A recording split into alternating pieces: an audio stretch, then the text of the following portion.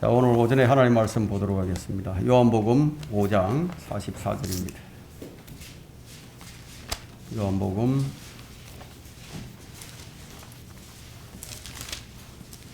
5장 44절.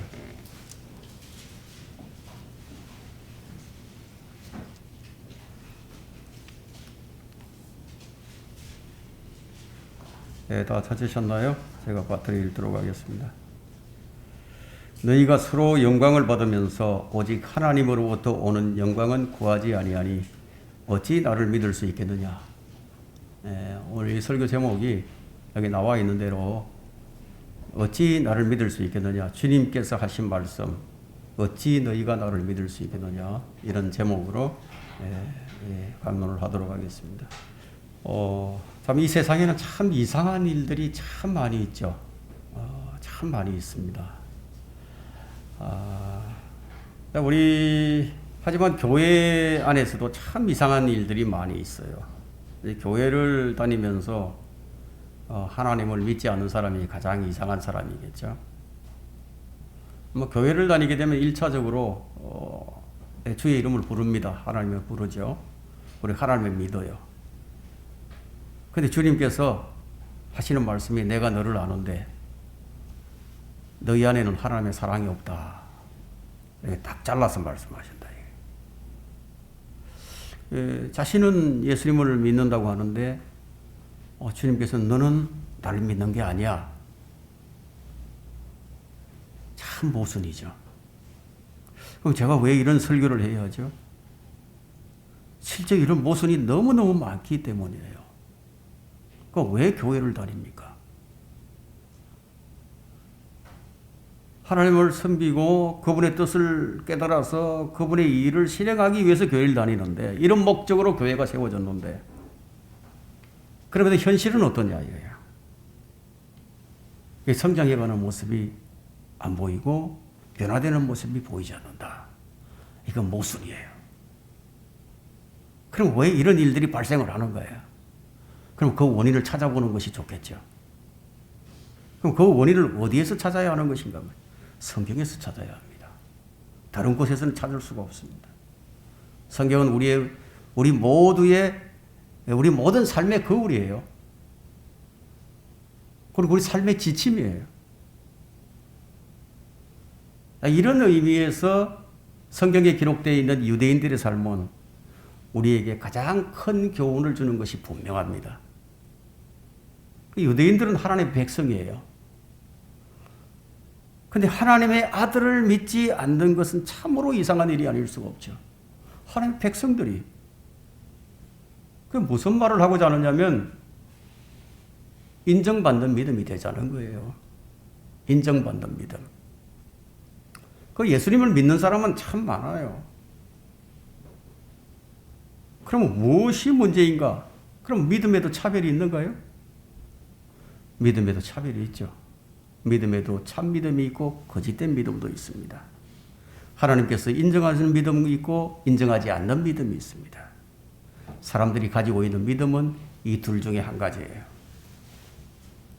그 유대인들의 문제가 뭐였냐면 예수님을 하나님의 아들로 믿지 않는 것이 문제였어요. 세상 사람들도 예수님 다 믿어요. 그분이 2000년 전에 십자가에 달리신 분이라는 사실을 다 믿는다 이거예요. 왜냐하면 역사가 증거하고 있기 때문에. 그런 의미에서 보자면 예수님을 안 믿는 사람은 거의 없습니다. 그러면 뭐가 문제예요? 다만 문제는 예수님을 아는데 예수님을 어떻게 아느냐? 예수님을 주와 그리스도로 믿지 않는 것이 문제라는 겁니다.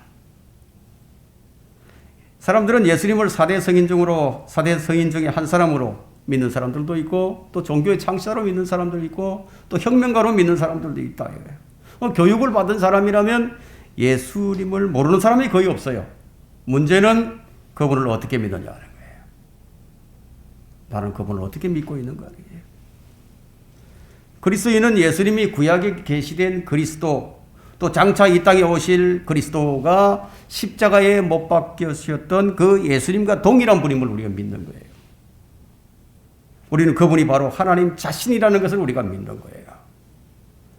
그러면 유대인들은 왜 예수님을 믿지 않았는가 하는 거예요. 왜 이 땅에 수많은 사람들이 어떤 사람은 믿고 어떤 사람은 안 믿느냐. 자, 이런 문제에 대해서 뭐 이해가 잘 안 되니까 어떤 이론이 나오게 되죠. 그래서 예정론이 나오고 뭐 선택론이 나오게 된 겁니다. 그러나 이러한 신학적인 이론은 전혀 도움이 되지 않습니다. 누군 믿고 누군 안 믿는 까닭이 뭐 하나님께서 미리 예정해 놓으셨기 때문이 아니라 예정해 놓으셨기 때문은 아닌데 그런데도 예정론을 들고 나와서 하나님께서 미리 다 예정을 해 놓았기 때문에 그래서 예정되지 않은 사람들은 아무리 믿으려고 해도 안 믿어진다. 이런 학문이 바로 칼빈의 예정론이에요. 아무리 믿으려고 해도 안 믿어지는 사람들이 간혹 있어요. 이런 사람들은 하나님의 선택을 받지 못한 사람들이다라고 하니까 아주 논리가 아주 그럴듯해 보이는 거죠. 어떤 사람은 악하게 살다가 정말 악하게 살다가 어느 날 갑자기 믿어서 딴 사람이 된 것을 봅니다. 그럼 이 사람은 태초 이전에 하나님의 선택을 받았기 때문이 아닌가? 예정론이 맞나 보다. 그렇게 생각되면서 예정론을 인정하게 된 것이에요. 저는 그렇게 주장하는 사람들에게 이런 질문을 합니다. 그렇다면 선택받은 유대인들은 왜 예수님을 안 믿는 거예요? 그들은 지금도 안 믿는다는 거예요. 지금 예수님을 유대인들 가운데서 예수님을 믿는 사람은 채 5%도 안 돼요. 유대인들이야말로 하나님께 택함받은 민족이요 또 언약의 백성이고 하나님의 자녀들이죠. 이것을 부정하는 사람은 아마 아무도 없을 거예요. 왜냐하면 성경에 그렇게 기록이 되어 있기 때문에. 그렇다면 구원의 예정론은 거짓임이 명백하게 드러나 버리는 거죠. 그럼 우리는 유대인들이 왜 예수님을 믿지 않았는지 이에 대하여 예수님께서 뭐라고 말씀하고 계시는지 성경에서 그 해답을 찾는 것이 가장 현명한 것일 겁니다. 예수님께서 그 이유를 말씀하셨는데 그 이유가 그들이 모세를 믿는다고 주장을 하는데 주님은 그들이 모세를 믿지 않는다고 말씀하시는 거예요. 자, 이쯤 되면 이제 문제가 아주 심각해집니다. 저는 오늘 예수님을 주로 믿는다고 하는 사람들에게 이 문제를 제기합니다. 우리 자신의 믿음에 대해 다시 한번 점검해 보자는 거예요. 5장 46절 보시면 너희가 모세를 믿었다면 나를 믿었으리니 이는 그가 나에 관하여 기록하였기 때문이라. 참 이 말씀은 참 사람들을 당혹하게 만듭니다. 모세와 주님과의 연관성을 지금 말하고 있는데 예를 들어서 바울은 믿는데요. 베드로는 안 믿는다. 그럼 그 믿음이 가짜라는 거예요. 이 말씀에 따르면. 그런데 예수님의 초림은 믿는데 재림은 안 믿는다. 그럼 둘 다 안 믿는다는 거예요. 심지어는 예수님의 형제들, 주의 형제들까지도 예수님을 안 믿었어요. 자, 이런 것으로 볼 때 우리가 예수님을 주로 믿는 이 믿음이란 혈연이나 지연에서 나오는 것이 아님이 분명합니다. 그 믿음은 어디서 나오느냐? 하나님의 말씀에서 나오죠. 그러면 성경을 읽기만 하면, 성경을 열심히 읽기만 하면 그럼 믿음이 거기서 나오는가? 그렇지 않다는 거예요. 그 원인이 무엇인지 성경에서 찾아 해결을 해야 합니다. 이것은 우리 각자에게 주어진 것이에요. 하나님께서 대신해 주시지 않습니다. 요즘 현대인들의 이 생각은요, 이런 생각을 가지고 있습니다. 뭐, 국가가 다 알아서 해주겠지. 긍정적인 마인드가 넘쳐납니다. 내가 할 일이 있고 국가가 할 일이 있어요. 그렇죠? 예. 내가 할 일을 국가가 대신 안 해주고 국가가 할 일을 내가 대신할 수 없어요. 이 땅의 수많은 민족들 가운데 택함받은 민족은 유대인이 유일합니다. 예, 출애굽기 4장 22절에는 주가 이같이 말하노라. 이스라엘은 내 아들이요 내 첫 태생이니라. 주가 이같이 말하노라. 주님이 말씀하신 거예요. 하나님께서. 이스라엘이 내 아들이라고. 이스라엘이 내 첫 태생이라고. 이건 변하지 않는다는 거예요. 국가의 재정 헌법을 하나님께로부터 받은 민족은 유대 민족이 유일합니다. 이 법은 천사를 통해서 제정이 되었고 모세와 이스라엘에게 주어졌습니다. 우리나라 그러니까 조선시대예요. 나라에 국법이 없었어요. 그래서 명나라 법을 가져다 썼습니다. 그러다가 법을 만들어 놓는데 그 법이 경국대전이죠. 그러나 이스라엘은 땅을 받기도 전에 법이 먼저 만들어졌어요. 장로들이나 족장들이 모여서 만든 것이 아니라 하나님께서 법을 제정해 주셨어요. 그럼 예정론을 주장해야 한다면 누가 주장해야 됩니까? 유대인들이 주장해야 맞죠. 그죠? 이사야 44장 2절에는 너를 지으셨고 태에서부터 너를 조성하셨고 너를 도와주실 주가 이같이 말하노라. 오 나의 종 야곱아 내가 택한 너 여수로나 두려워 말라. 이스라엘에게 하신 말씀이에요. 이 말씀을 볼 때 모든 민족이 예수님을 믿지 않는다 하더라도 유대인들은 믿어야 하는 거예요. 그게 정상이에요. 근데 이방인들은 믿는데 왜 유대인들은 안 믿느냐는 거예요. 본문이 지금 그 원인을 말하고 있습니다. 그들은 뭔가를 원했는데 영광을 원했지만 근데 그 영광이 하나님으로부터 오는 영광이 아니다. 그 번지수가 털려버렸어요. 자, 이런 것들은 우리 믿음의 여정에서 아주 자주 일어납니다. 너무나 자주 하나님의 영광은 구하지 아니하면서 하나님을 섬긴다고 하고 있다는 거예요.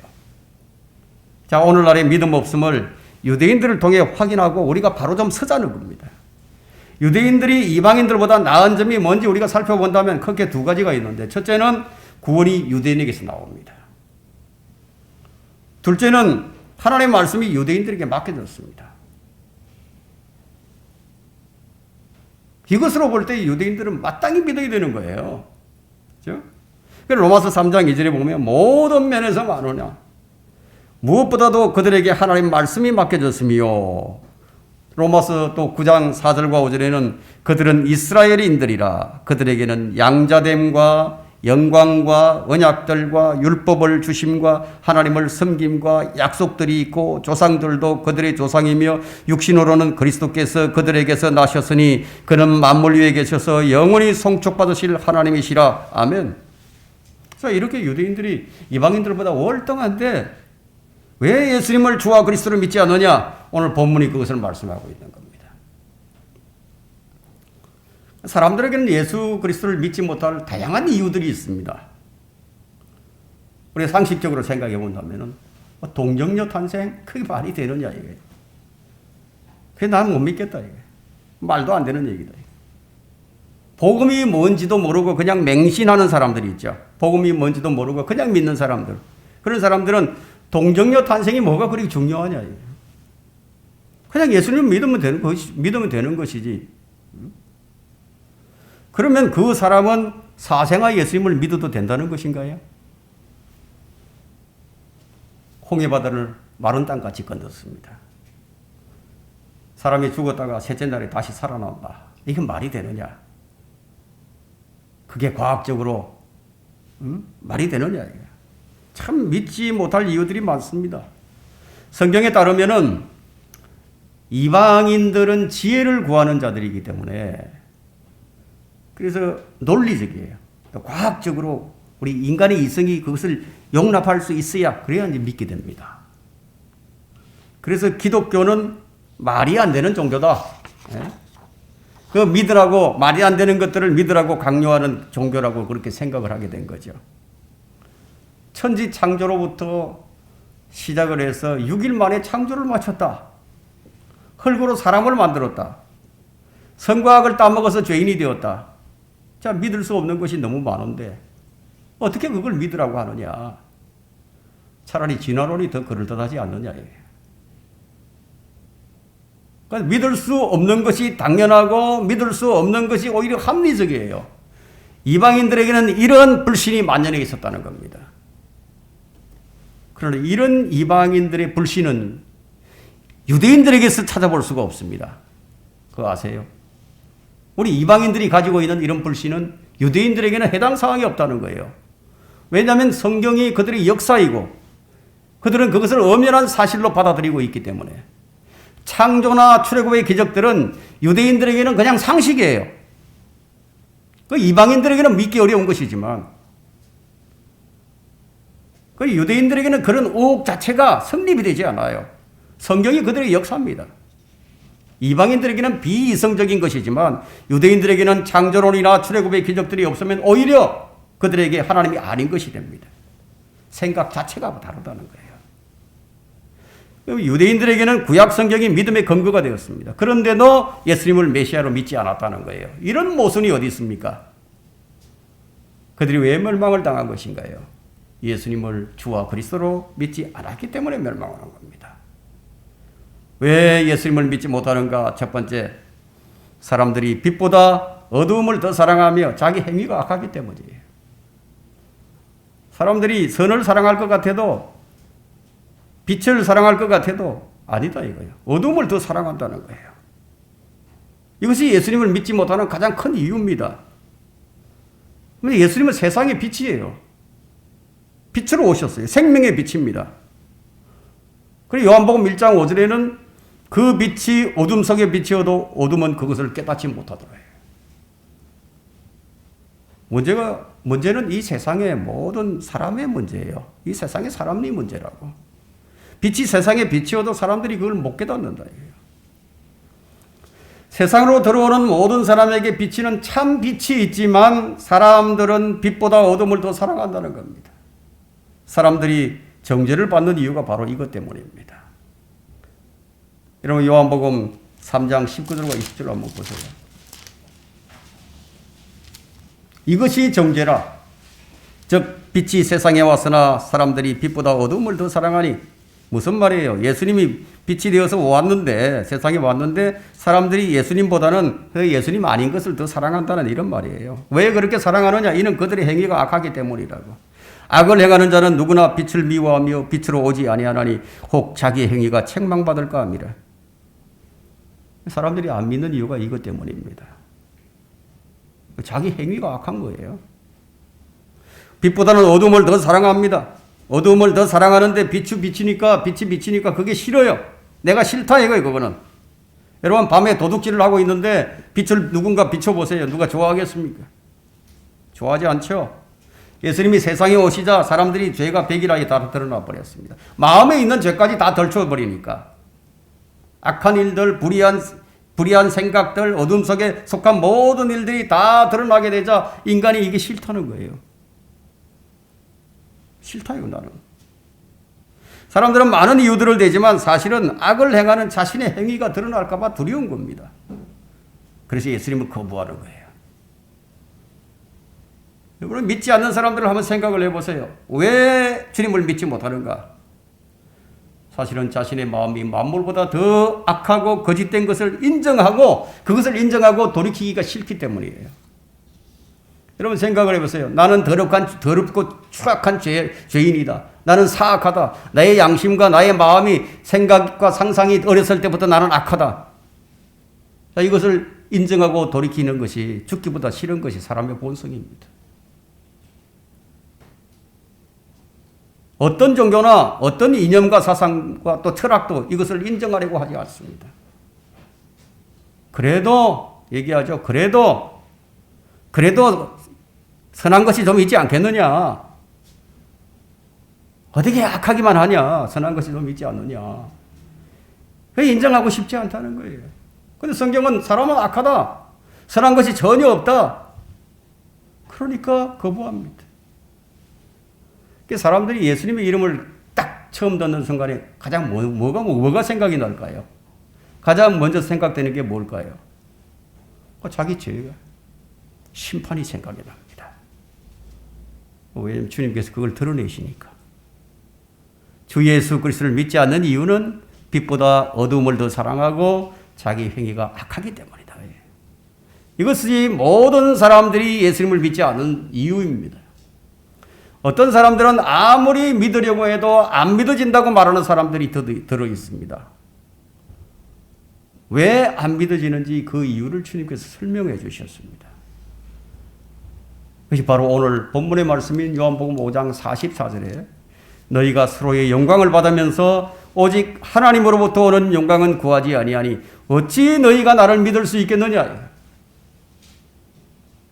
이 구절은 인간성에 대한 예리한 통찰을 나타낸 말씀으로서 우리가 꼭 기억해 두어야 할 말씀입니다. 여기서 영광을 받는다라는 말은 인정을 받는다는 뜻이거든요. 칭찬을 받는다는 이런 뜻이 있습니다. 사람들은 다른 사람들로부터 인정을 받고 칭찬받기를 원합니다. 그런데 하나님께로부터 칭찬을 받고 인정받는 일에는 무관심하다는 거예요. 이런 사람이 어찌 주 예수 그리스도를 믿을 수 있겠어요? 예수 그리스도를 믿으려면 먼저 자신이 죄인임을 인정하고 그분 앞에 무릎을 꿇어야 되는데, 자기 자신이 완전히 잃어버린 자임을 인정을 하고 자신을 낮추지 않으면 불가능하다는 거예요. 자, 이렇게 하려면 뭐가 필요합니까? 사람들의 시선을 무시할 수 있어야 되는 거예요. 누굴 눈치 보면 안 된다는 거예요. 그래서 어린아이 같이 주님을 영접하지 아니하면은 안 된다고 주님께서 말씀하신 겁니다. 어린아이 같이. 다른 사람이 자기들은 뭐라고 하건 간에 그들로부터 인정받고 칭찬받는 것을 포기하지 않으면 안 된다는 거예요. 포기하라는 거예요. 근데 어떻습니까? 인정받고 받기는커녕 예수 그리스도를 믿게 되면 그들로부터 멸시를 당하게 되고 배척을 당하는 것까지도 감수하지 않으면 안 된다는 거예요.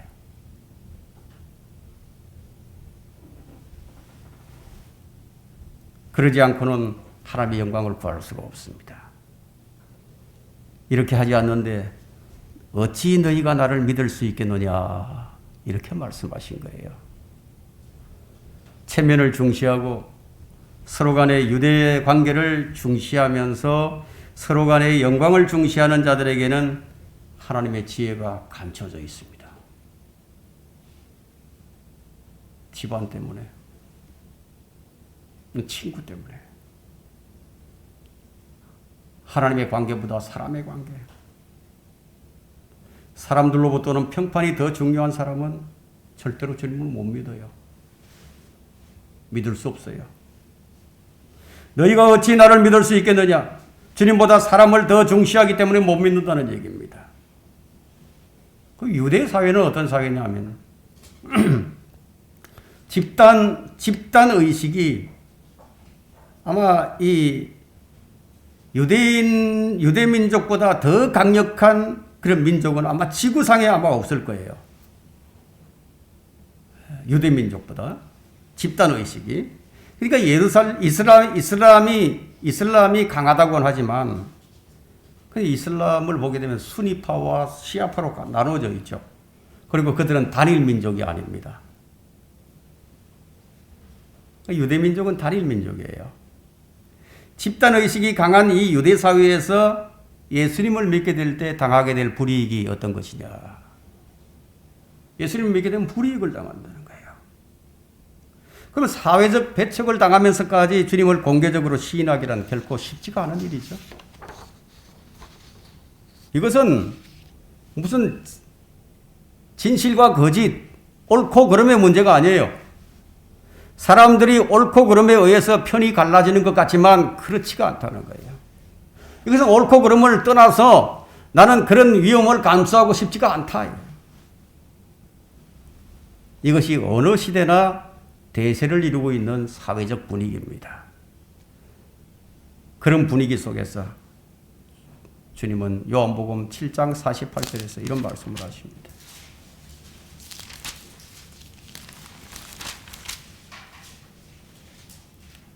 바리새인들이 그들에게 대답하기를, 관은 7장 48절이요. 관원들이나 바리새인들 가운데 어느 누가 그를 믿은 적이 있느냐? 어느 누가 그를 믿은 적이 있느냐 이게요. 그 당시 사회 주류 계층들이 예수님을 인정하지 않는데 일반 서민들이 눈치를 보죠. 그들의 눈치를 본다. 그들의 눈치를 보는 사람들이 주님을 참 믿는다는 것은 너무나 어려운 그런 일이었습니다. 그래서 눈치를 볼 필요가 없는, 그들의 눈치를 볼 필요가 없는 사람들이 있어요. 그들이 누구인가 하면 이미 그들의 배척을 받고 있었던, 그들의 멸시를 받고 배척을 받고 있었던 장녀들과 세리들이 눈치를 볼 필요가 없으니까 주님을 믿어버린 거예요. 이런 사람들은 사람들로부터의 인정이나 칭찬을 구할 필요가 전혀 없는 사람들이었습니다. 두 번째, 유대인들이 주님을 믿지 못한 이유는 성경에 무지하기 때문입니다. 유대인들은 성경에 박식할 것이다, 이런 생각이 일반적인 생각입니다. 그런데 주의 말씀에 의하면 그들은 성경에 무지했어요. 요한복음 5장으로 돌아와서 38절과 39절 한번 보세요.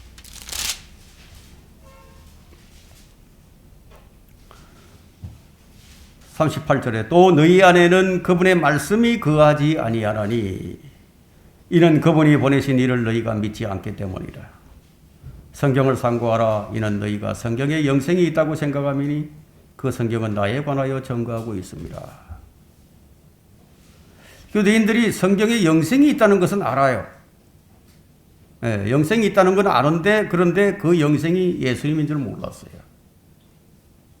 그들에게는 성경도 있었고, 또 그들은 성경을 배웠고, 그것도 그 성경에 영생이 있다고 생각을 하고 그런 걸 믿었지만, 근데 그 성경에서 생명의 주님을 발견하지 못했다는 것.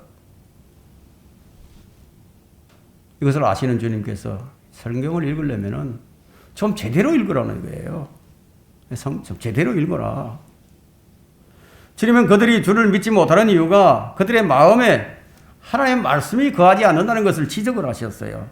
이 지적은 성경을 열심히 읽고 공부하는 자들에게 충격으로 와닿는 말씀이 아닐 수 없습니다. 그들이 헛되이 읽은 거죠.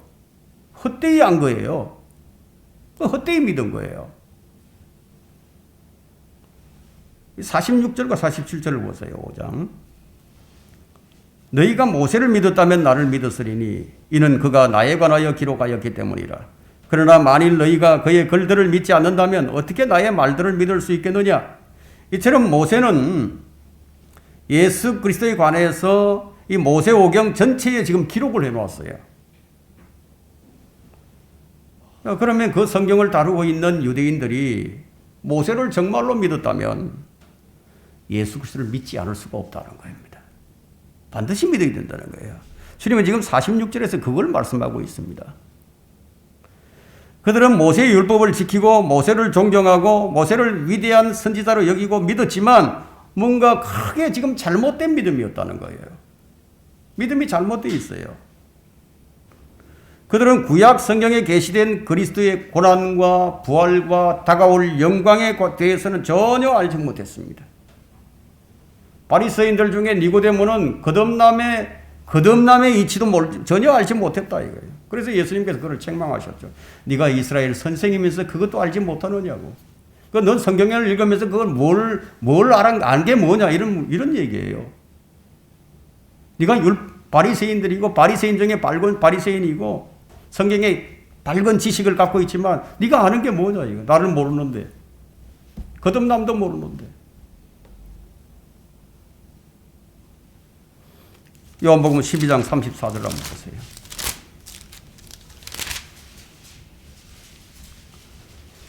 무리가 주께 대답하기를 우리가 율법에서 듣기로는, 자신들이 이제 율법을 안다고 얘기를 하죠. 율법에서 듣기로는 그리스도가 영원히 산다고 하셨는데 어찌하여 당신은 인자가 들려야 하리라 말씀하시나이까. 이 인자는 누구니까? 라고 하니 그들은 이 메시아의 고난에 대해서는 전혀 몰랐어요. 그것은 그들에게 이해 불가였습니다. 메시아의 영광은 알았지만 메시아의 고난은 몰랐어요. 이것을 볼 때 평생을 성경을 읽어도 아무것도 모를 수도 있다는 거예요. 1500년 동안 유대 신앙의 지침이 되어 왔던 성경인데 그들에게 열성이 없는 것도 아닌데 성경은 그들에 대해서 뭐라고 얘기하느냐. 내가 그들에 대해 증거하노니 그들에게는 하나님께 대한 열성은 있으나 지식을 따라 된 것이 아니니라. 자, 성경에서 주를 아는 지식을 발견하지 못한다면 어떻게 되느냐 이게. 오히려 주님을 대적하는 것으로 나타나게 됩니다. 바울이 그 증인이에요. 그는 그리스도인이 되기 전에 유대인들의 전통과 열성은 그야말로 타의 추종을 불허했었습니다. 그 결과 그는 교회를 핍박하고 그리스도인들을 잡아 죽이는 일을 했어요. 당시 유대인들도 그러했고 지금의 유대인들도 마찬가지예요. 그럼 왜 날마다 성경을 읽고 율법을 지키는데 지식이 없는 것인가? 우리가 깊이 생각을 해봐야 됩니다. 우리는 지금 날마다 성경을 읽고 날마다 기도하고 그러는데 왜 우리의 믿음은 진전이 없는 것인가 생각해 보라는 거예요. 무엇 때문일까요? 마음이 완고하다는 거예요. 마음이. 그래서 고린도후서 3장 14절에 말씀하기를 만일 유대인들이 마음이 완고하지 않았다면 그들은 주를 메시아로 기쁨으로 받아들였을 것이라고 말합니다. 왜냐하면 유대인들은 율법은 그리스도께 인도하는 지도교사이기 때문이에요. 율법을 제대로 알면은 반드시 예수님을 믿게 되어 있습니다. 유대인들이 왜 믿지 못하였는지에 대한 기록은 지금 요한복음 12장 37절에서 40절에 나옵니다. 요한복음 12장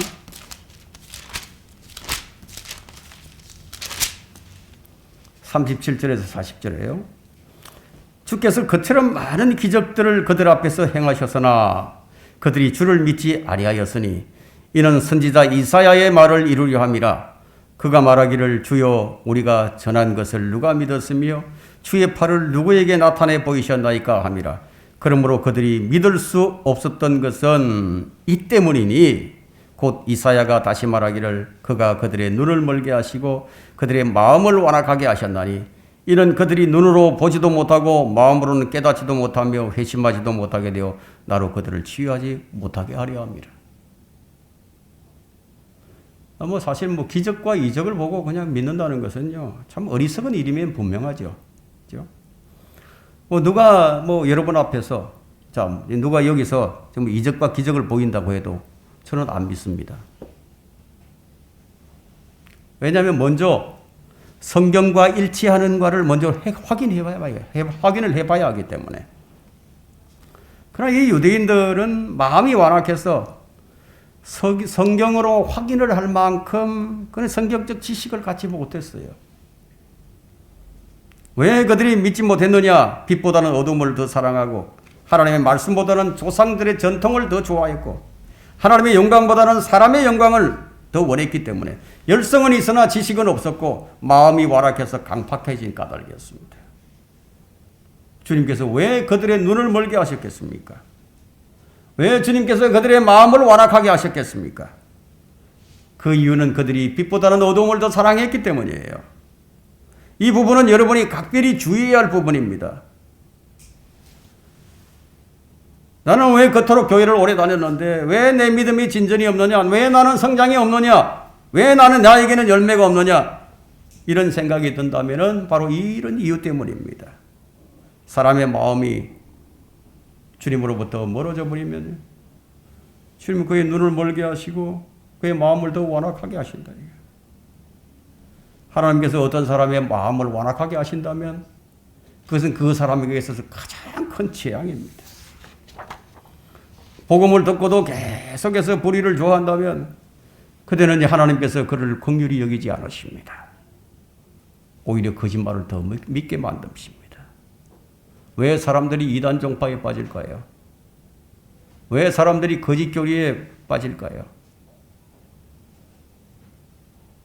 하나님께서는 그런 사람들에게 회개의 영을 주셔야 하는데 아니 어떻게 오히려 강력한 미혹의 영을 그에게 보내시어서 더 거짓말을 믿게 만드실까요? 그 이유는 빛보다 어둠을 더 사랑하기 때문이에요. 그가 주님께로 나오기를 싫어하기 때문에 진리보다는 진리 아닌 것을 더 따릅니다. 하나님께서는 그러한 자들을 그냥 내버려 두시지 않는다는 거예요. 어떻게 하시느냐? 데살로니가후서 3장 10절에서 12절에 그 말씀이 있습니다.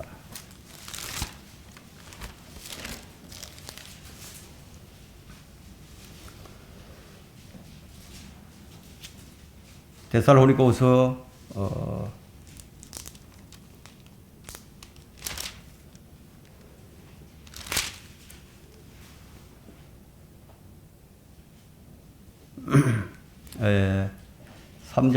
2장입니다. 2장 10절에서 12절 봅니다. 멸망하는 자들 안에 있는 모든 불의에 속임수로 오는 것이니 이는 그들이 진리의 사랑을 받아들이지 아니하여 구원을 받지 못하였기 때문이라. 이로 인하여 하나님께서 그들에게 강력한 미혹을 보내시어 거짓말을 믿게 하시면 진리를 믿지 않고 불의를 좋아하는 모든 자로 심판을 받게 하려 하십니다. 자기 마음속에 만일 자기 마음속에 우상을 가지고 주님께로 나오게 되면은 주님께서 그 사람을 어떻게 하실까요? 주님께서 그 우상의 수대로 그 사람을 응징하는 것처럼 하나님은 어떤 사람에게는 미혹의 영을 보내십니다. 그러면 그 사람은 거짓말을 더 철저하게 믿게 돼요. 그러면 그들의 그 잘못된 믿음은 흔들리지 않게 됩니다. 그들에게 충분히 진리의 사랑을 받아들일 만큼의 넘치는 말씀을 주셨지만 그들이 받아들이지 않았어요.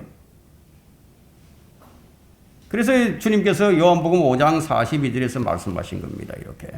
그러나 내가 너를 아노니 너희 안에 하나님을 사랑함이 없다는 것이라. 내가 너를 아는데 네 안에 하나님의 사랑함이 없다. 그들 속에 없는 것이 두 가지인데 하나는 하나님의 사랑이 없고 또 하나는 하나님의 말씀이 없었어요. 이 두 가지가 없으면 주님께서 그들에게 무엇을 보내시는가? 미혹의 영을 보내신다. 거짓말을 더 믿게 만드신다. 그렇게 되면 그의 눈이 감깁니다. 그의 마음은 더 완악해집니다. 그렇게 되면 회심하지 못하게 됩니다. 하나님은 각 사람의 마음을 보시고 그대로 보응을 해주십니다. 유대인들이 주를 믿지 않았던 원인은 마음의 완악함 그 때문이었는데 사도행전 7장 51절에서 유대인들을 표현하기를 너희는 목이 곱고 마음과 귀에 할례를 받지 못한 사람들아 너희 조상이 한 것과 같이 너희도 늘 성령을 거역하는도다. 유대인들은 태어나면 8일 만에 할례를 받죠. 그런데 그들의 마음은 할례를 받지 못했습니다. 귀는 듣는데 둔하게 되었고 마음은 깨닫는데 둔했습니다. 자, 오늘날 교회를 다니면서 아무런 변화가 없는 사람들은 바로 이와 같은 사람들이라는 겁니다. 이들은 주님께서 행하신 표적을 보았지만 하늘로부터 오는 표적을 또 구하는 거예요. 주께서 자신이 그리스도임을 반복해서 내가 그리스도다 반복해서 말씀하셨지만 그들은 또 다른 그리스도를 요구하고 있습니다. 그들은 도무지 알아듣지를 못해요. 주님께서 비유로 말씀하시죠. 못 알아듣는데 비유로 말씀하십니다. 비유라는 것은 이해를 돕기 위한 한 표현 방법인데 또 하나는 이해를 돕기 위한 것일 수도 있지만 못 믿게 만들게 하기 위해서도 알아듣지 못하게 하기 위해서도 비유를 사용하십니다. 그들이 보고도 믿지 않고 듣고도 믿지 못함으로 비유로 말씀하신 거예요. 사람들이 말씀을 듣고도 깨닫지 못하면 어떻게 되느냐? 마귀가 와서 다 뺏어가 버립니다. 그래서 그들 마음속에 말씀이 거하지 않게 되는 겁니다. 세 번째는 주를 믿지 못하는 이유는 세상의 지혜로는 하나님을 알 수가 없습니다. 세상의 지혜로는 하나님을 알 수가 없어요. 고린도전서 1장 21절에는 하나님의 지혜에 있어서는 세상이 그 지혜로 하나님을 알지 못하였기에 하나님께서는 복음 전파의 어리석음으로 믿는 자들을 구원하시기를 기뻐하셨느니라. 그러니까 하나님의 지혜를 누가 알려주시죠? 혈과 육에 속한 것이 아닌데 무엇으로 알려주실까요? 복음으로 알려주시는 거예요. 세상은 알 수가 없어요. 반드시 주를 아는 것은 하나님에 의해서 알게 된다. 하나님에 의해서. 내가 마음이 선하고 내가 순수하고 또 내가 지혜롭고 내가 뭔가 좀 이해력도 좋고 그래서 아는 것이 아니라는 거예요. 하나님에 의해서 반드시 하나님에 의해서입니다. 이 부분에 대하여 가장 강력하게 증거해 주는 구절이 있는데 마태복음 16장 16절과 17절 말씀이에요. 이건 분명하게 성경은 아주 분명합니다. 명확합니다.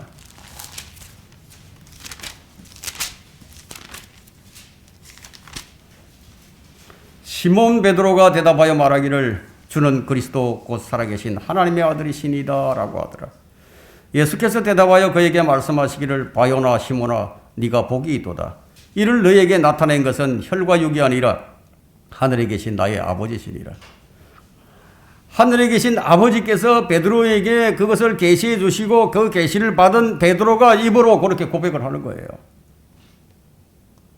우리가 나가서 복음을 전하지만 아들을 계시해 주시는 분은 사람이 아니라는 거예요. 우리는 다만 그 도구로 쓰임 받을 뿐이죠. 예수님을 알게 하시는 분은 아버지 하나님이시라는 거예요. 또 한 번 계시는데 성령님이십니다. 고린도전서 12장 3절에는 그러므로 내가 너희에게 알게 하노니 하나님의 영으로 말하는 사람은 하나님의 영으로 말하는 성령이죠. 하나님의 영으로 말하는 사람은 누구라도 예수는 저주받았다고 말하지 아니하며 또 누구라도 성령에 의하지 아니하고서는 예수를 주라고 말할 수 없느니라. 우리는 이 구절을 유념해야 합니다. 사람의 설득을 통해서 되는 것이 아니에요. 물론 사람이 복음을 전하지만 사람에 의해서가 아니라는 거예요. 성령님에 의해서 이루어지는 거예요. 그래야만 예수님을 주와 그리스도로 참 마음으로 믿게 되는 겁니다. 우리가 주님을 주로 믿고 있는 것은 성령께서 역사를 해 주셨기 때문에 우리가 참으로 믿는 거예요. 주님께서 문을 두드리고 계시지만 마음의 이유는 문을 열지 않으면 주님께서 들어가실 수가 없어요. 우리 이성의 눈을 열어서 되는 것이 아니에요. 논리적으로 앞뒤가 딱딱 들어맞아 떨어지고 반론할 수 없는 완벽한 증거를 확인한다 하더라도 그것을 이성으로는 이해하기 불가능하다는 거예요. 못 받아들인다는 거예요. 이 점을 모르게 되면 헛되이 믿는 거예요. 제 말씀은 영이요 생명이라고 했습니다. 영적인 일들은 성령님의 도우심이 없이는 깨달을 수 없는 일들입니다. 아무리 복음을 잘 전하는 전도자를 데려다가 설명을 해도 안 되는 사람은 안 되는 거예요. 그 왜 안 되는 것인가? 그 사람이 마음이 완악하니까 성령님께서 역사를 하지 않으신다. 왜 성령의 역사가 없는 것인가? 주의 음성을 듣고도 마음의 문을 열지 않기 때문에. 왜 마음의 문을 열 수 없는 것인가? 마음이 잠겨 있다 이거예요. 꼭꼭 끌어잠궈 버렸다 이거예요. 누가 이렇게 만드는가? 마귀가 그렇게 한다는 거예요. 고린도후서 4장 4절이죠. 그들 가운데 이 세상 신이 믿지 않는 자들의 마음을 어둡게 하여 하나님의 형상이신 그리스도의 영광스러운 복음의 광채를 비치지 못하게 하느니라. 그 마음의 문을 열면은 주님께서 들어가시는데 이 세상 신인 마귀가 마음을 어둡게 해버렸다. 그 어떤 사람은 아무리 믿으려고 해도 안 믿어지는 거예요. 안 믿어진다고. 다 이유가 있어요. 못 믿을 이유도 있고 안 믿는 이유도 있어요. 제가 이전에 그랬습니다. 아무리 믿으려고 해도 안 믿으시는 거예요. 성경에 다른 것은 다 믿어지는데 근데 내 죄가 사해졌다는 이것이 안 믿어지셨어요. 안 믿어지는 거예요. 사람들이 뭔가 안 믿는다, 안 믿어진다, 못 믿겠다, 참 이상하게 믿으려고 해도 안 믿어진다. 다 이유가 있다. 원인이 없는 것은 없어요. 그러면 제가 어떻게 믿게 되었는가? 어떻게 해서든지 내 죄의 문제를 해결하려고 찾기 시작했어요. 주님을 찾기 시작했습니다.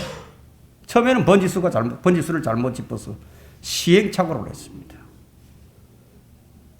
번지수를 잘못 짚어서 기도원을 쫓아간 거예요.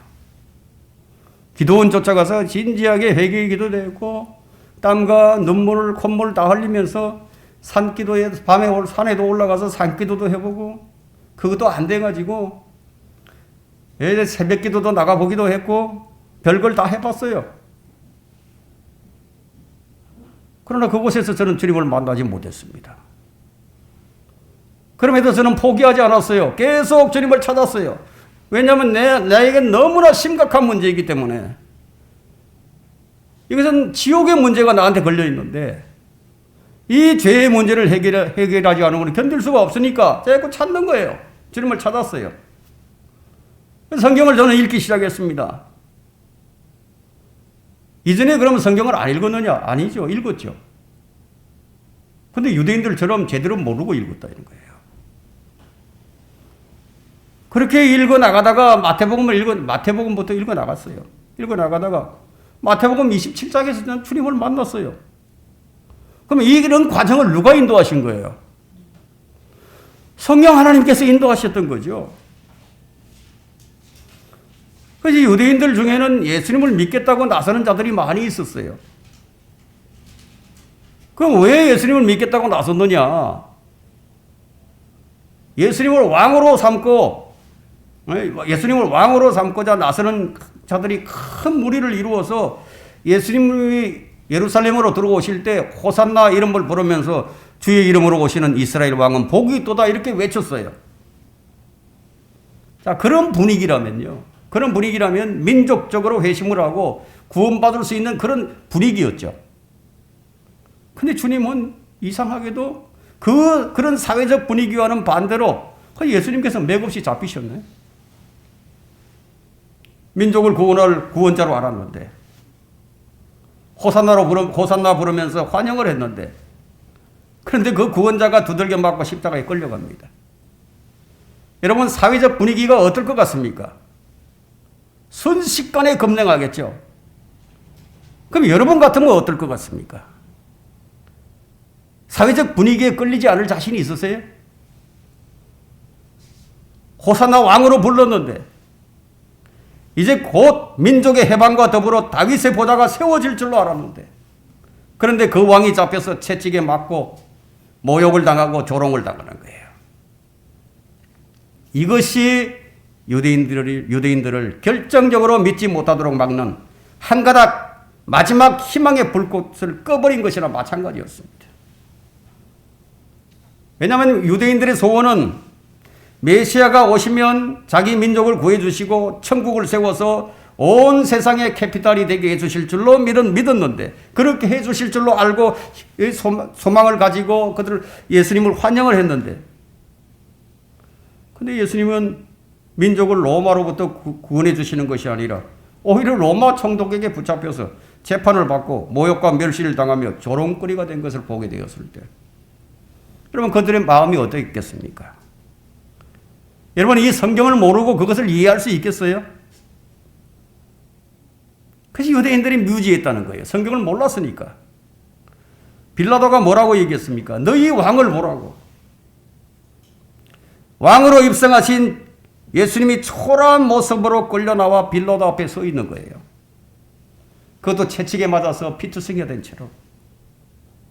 민족의 구원자인 줄 알았는데 민족의 구원자는 고사하고 자기 자신도 구원하지 못하는 그런 예수라고 생각했을 때 유대인들의 실망이 뭘로 바뀌게 됩니까? 분노로 바뀌게 되죠.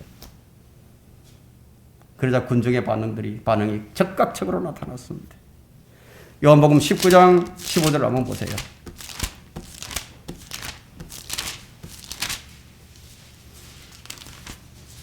(19장 15절에) 그들이 소리 지르기를 쳐다나소서 그를 십자가에 못 박으소서라고 하더라. 빌라도가 그들에게 말하기를 너희의 왕을 내가 십자가에 못 박으랴고 하니 선임 제사장들이 말하기를 카이사 외에는 우리에게 왕이 없나이다 라고 하더라. 빌라도는 여기서 주님과 유대인들을 조롱을 하죠. 이스라엘은 완전히 변심해 버렸습니다. 그들에게 예수님은 걸려 넘어지는 돌이었습니다. 그러나 그 십자가가 무엇입니까? 우리에게. 그 십자가는 우리에게 고린도전서 1장 18절에 있는 말씀처럼 십자가를 전파하는 것이 멸망하는 자들에게는 어리석은 것이지만 구원을 받은 우리에게는 하나님의 능력이라. 그것이 우리의 능력이에요. 하나님의 능력이었다 이거예요. 유대인들은 자기들의 왕으로 믿던 예수님이 십자가에 못 박혀 죽는다는 그 사실을 도저히 받아들일 수가 없었어요. 율법에 의하면 나무에 매달린 자는 누구나 저주받은 자라고 기록하고 있는데 근데 주님이 그 십자가에 나무에 매달려 버렸어요. 그러면 예수님은 하나님께 저주받은 자가 되는 것이죠. 유대인들은 예수님이 십자가에 매달린 걸 보고 저주받아서 죽은 것을 알았다. 그럼 하나님의 아들이라면 어떻게 저주를 받을 수 있다는 말인가? 이것은 도저히 이성적으로도 모순이고 말이 안 되는 일이었다는 겁니다. 그래서 유대인들에게는 그리스도의 십자가가 넘어지게 하는 돌이 되어버렸습니다. 그리고 이방인들에게는 그리스도의 십자가가 어리석은 것이 되어버린 거예요. 그러나 이것이 하나님의 능력이요 지혜였습니다. 여러분, 이 점을, 이러한 사실들을 우리 인간의 이성으로, 세상의 지혜로 받아들일 수 있겠어요? 한번 생각해 보세요. 받아들일 수 있습니까? 불가능해요. 성령의 능력이 아니고서는 못 받아들인다는 거예요. 성령님께서 이 점을 우리에게 강력하게 알리고 계십니다. 이 점을 알았더라면 그들은 올바른 믿음이 세워졌을 겁니다. 이 점을 여러분들이 알고 있다면 여러분들은 올바른 믿음 위에 서 있을 겁니다. 결론적으로 유대인들이 믿지 못한 이유는 성경을 통해 그리스도를 확인하기보다는 그리스도는 그러해서는 안 된다는 신념이 그들을 지배했던 그것이 원인이었어요. 가장 큰 걸림돌은 편견과 잘못된 신념이에요. 그들의 잘못된 편견과 신념이 모세의 글을 읽지 못하게 만들었습니다. 그들이 레위기의 제사법을 알았더라면, 레위기의 제사법을 통해서 주님의 고난을 발견했더라면 그렇지 않았겠죠. 모세가 놋뱀을 장대에 높이 매단 것이 예수 그리스도의 십자가의 모형이라는 사실을 알았더라면 그렇지 않았겠죠. 예수님은 우리의 죄가 되시고 저주가 되셨기 때문에 뱀의 형상이 되신 거예요. 주님이 그 형상이 되신 것은 하나님이신 분이 사람이 되셨고 사람이 되신 분이 죄와 저주가 되시고 벌레가 되신 거예요. 그분의 십자가는 우리의 죄와 우리의 저주를 담당하기 위한 것으로 바로 하나님의 지혜와 능력이었습니다. 베드로전서 2장 24절에는 그가 친히 나무에 달린 자신의 몸으로 우리의 죄들을 담당하셨으니 이는 우리가 죄들에는 죽고 의에는 살게 하려 하십니다. 그가 채찍에 맞음으로 너희가 낫게 되었느니라. 이것을 우리에게 계시해 주신 분이 바로 하나님 아버지시라는 거예요. 우리는 예수 그리스도의 십자가, 그분이 못 박히신 십자가, 그 십자가에 못 박히신 분이 우리를 구원하셨고 그 동일하신 분이 다시 오실 것을 우리가 믿는 거예요. 그래서 우리는 그분의 십자가를 선포하고 그분을 우리가 자랑하는 겁니다. 십자가에 못 박히신 분은 예수 그리스도십니다. 부활하신 분도 예수 그리스도십니다. 성천하신 분도 예수 그리스도십니다. 다시 오실 분도 예수 그리스도십니다. 그분이 동일하신 예수님입니다. 우리를 위해서 죽으신 분, 우리를 위해 부활하신 분, 그분이 우리를 위해서 다시 오십니다. 우리는 예수님이 하나님의 그리스도 주이심을 우리는 믿습니다. 그분이 나의 주, 나의 왕, 나의 하나님인 것을 우리는 믿습니다. 믿지 않는 사람들은 수천 수만 가지 이유를 댈 수 있을 것입니다. 그러나 이것은 역사적인 사실이에요. 내가 믿지 않는다고 해서 사실이 거짓이 되는 것도 아니고, 내가 믿지 않는다고 해서 거짓이 사실이 되는 것도 아니에요. 모든 사람들이 예수님을 안 믿을지라도 사실이 거짓이 될 수 없다는 거예요. 그리스도의 십자가를 모두 안 믿어도 인류의 죄를 담당하기 위해 지신 십자가는 변함이 없다는 거예요. 그럼 뭐가 먼저입니까? 사실이 먼저예요. 사실이. 그 다음이 믿음이에요. 그 다음은 느낌이에요. 감정.